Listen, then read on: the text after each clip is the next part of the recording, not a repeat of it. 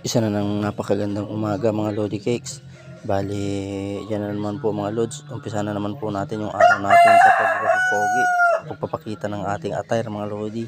Yan po yung gagamitin natin para sa digmaan na naman. Fast forward po, nandito na po ako sa site. Bali, nagporma na po ako dyan at hindi ko na rin po na-videohan. So, yung pinormahan ko na po na yan, ibubuhusan ko po namin yan mamaya. Kaya panoorin po ninyo maigi mga Lods kung paano yung preparation po namin. Tapos pagkatapos po naming formahan at buhusan, papakita ko po sa inyo yung mga outcome po ng trabaho namin magmula nung day 4, day 5 at day 6 mga Lodi Cakes. Kaya subaybayan po natin ng mabuti ang ating video mga Lods. Then pag uwi ko nga pala dyan, tignan ko yung mini incubator ko. Tapos ayan na nga Lods, may napisa na isang itlog. Tuwang-tuwa ako kasi kahit papano doon sa 15 na itlog ng manok ko mga Lodi Cakes, merong isang nabuhay. Kaya ayan mga Lodi Cakes, ang cute niya naman mga Lodi Cakes. Welcome to the world. Visit sayang kurente, isa ang napusnakan. Ay nako, pero okay lang yan mga Lodi Cakes, at least merong isa, di ba? Sa susunod na try, sigurado na po yan.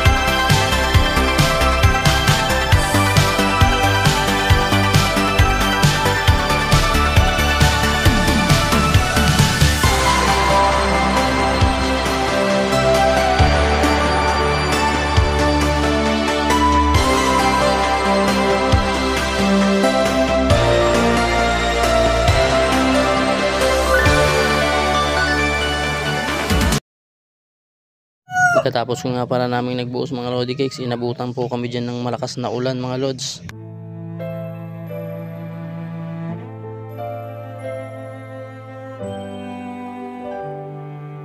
นางในฝันคนที่เคยไร้ตัวตนสิ่งที่คนที่รอมาทุกคืนวันเงาเลือนราง